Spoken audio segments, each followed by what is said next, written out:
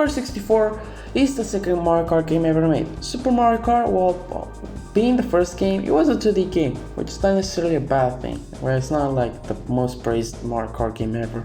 However, what I like about this game is that this franchise made its transition to 3D quickly, and the Nintendo 64 console helped this little game very much. But the graphics in this game have not aged well and looks particularly ugly. Again, this was the N64 era and this game was released in 1996 in Japan. However, comparing this to Super Mario 64, I think the difference is night and day. I think Mario 64 looked better than Mario Kart 64, despite also looking blocky, and this was the launch title. Again, I don't want to discredit Mario Kart 64 for its graphics at the time because they still look pretty good for N64 standards. It's just that it looks uglier than other games such as Mario 64 and probably only Mario 64. Yes, Mario Party also has the same issue.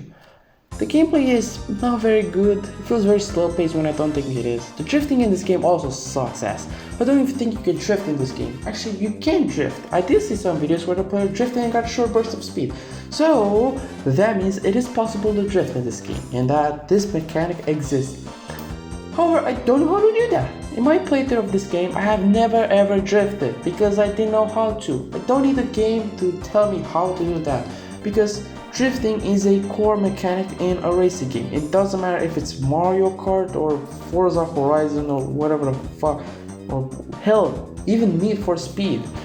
These are games where you control cars. So technically drifting is an obligatory mechanic that you must know and must know how to use it. And yet I don't know how to use it in this game, and only this game. Anyways, the general gameplay loop is fine, it's not anything particularly revolutionary, but I can't say it's good either. Again, like I said earlier, the gameplay feels like it's slow paced when I don't think it is slow paced. The controls of this game are solid, it's responsive. Sometimes they can feel a bit slippery, but otherwise for being the second game in the franchise, it has some solid controls. The tracks. The tracks are not really that interesting to me. I already discussed them in my ranking every track video, which you can check by clicking the card or by watching till the end, just so you can click that. But it still is mind-blowing that a circuit track is better than every other track in the game, which is Roller Raceway. The only competition I see is Bowser's Castle and Mario Raceway, and all three of these tracks are not S tier, they are A tier. And because of this game's illusion of a slow-paced racing experience, we end with tracks that are extremely boring and they pretty much have nothing interesting in them, such as Calamari Desert, Choco Mountain, Mario Stadium, and Rainbow Road.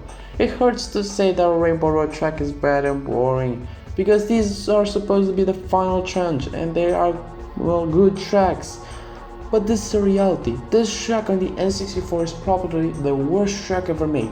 It's a long and tedious 6-minute course that just seems like it goes on forever. And it's not even difficult either because there are guardrails everywhere. I guess people complain that Super Mario Kart's Rainbow Road was, too difficult and too punishing for no reason despite being the final challenge. And they decided to, fuck it, let's just spam guardrails on the whole track so that the players can never fall out of the track. And even then, they still fail on doing that because you can jump over these and perform an ultra shortcut at the beginning that saves you a lot of time. Believe me, this is a very disappointing track.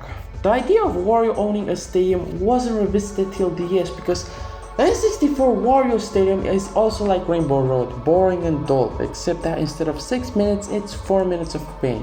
And somehow there are people that exist who want this track to return. What? Unless it receives the biggest glow up in the entire Mario Kart franchise, I don't see this track coming back. There is a reason why this is the only track in the entirety of the N64 that didn't come back as a retro track in a future game. Battle mode is fine. Actually, I never really cared about battle mode, but I still think this is the best version of a battle mode ever made. Now, yes, I did play this on an emulator, so it was basically impossible to play with other people locally, but even then, I don't have friends interested that much in Mario Kart, and even if they are interested, then I don't think they told me that. We are getting off topic. The maps of battle mode kind of suck, like they're not interesting. Well, maybe the exception is Block 4. I think this might be the battle mode that I could classify as a masterpiece. I'm not even nostalgia biased. I will go on in depth about the tracks in battle mode a little bit later. Well, one thing I also like about battle mode, and this battle mode specifically, is that if you lose, you are out. It's something that games past years don't seem to understand. If you do get eliminated from the game, your car becomes a bubble car, and you can target the remaining players on the arena and make them become one of you.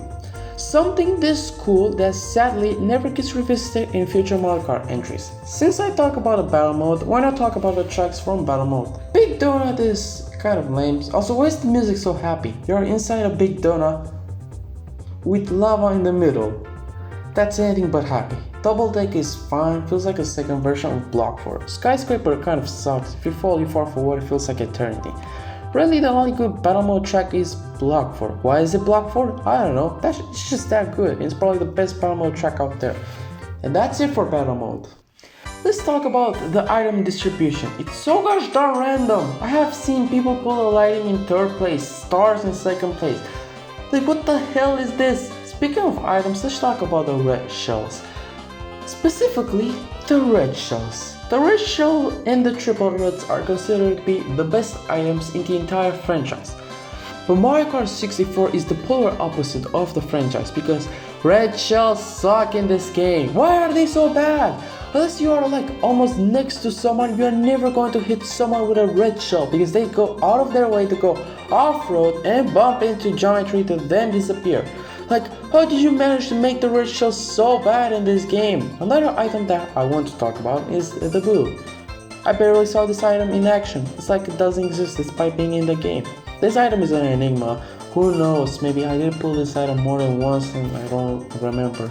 The roster is very simple, but there are some changes to the roster compared to Super Mario Kart. Koopa Cape and DK Jr.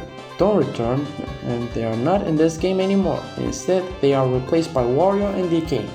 Makes sense the replacement with DK, but why Koopa with Wario? Koopa is a fine character, but I think I could have had Wario debut in a game called, I don't know, Double Dash. Also, Kamek was supposed to be here instead of Koopa and instead of Wario. You know, I would rather take Kamek instead of, Wario. But I think that's just me, but whatever. The only other good thing actually I can say about this game outside battle mode is the soundtrack.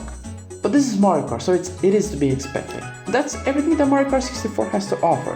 Time trials remains the same in every iteration of Mario Kart, so there's nothing to talk about it in this game.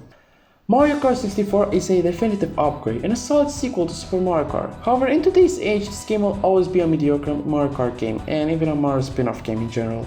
While you might feel nostalgic about this game, that's really it. You might feel nostalgic if you play it back in the day. As the first Mario Kart game in 3D, it's fine, but this is 2023, we already have better 3D Mario Kart games.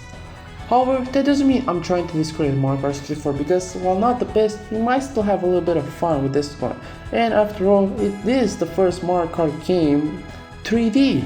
Well, except player mode as well. Why are the characters 2D? What the final verdict or conclusion or whatever. I recommend this game if you are curious and want to experience every Mario Kart game. Battle mode is better than the Grand Prix mode somehow, and if you have friends, go for it. The tracks are dull, not to mention lifeless. There are only like 3 good ones. Yeah, not a lot of stuff happening with the N64, and that's about it. But after all of the critiques, this is a solid attempt at making a 3D Mario Kart game, if I'm being honest.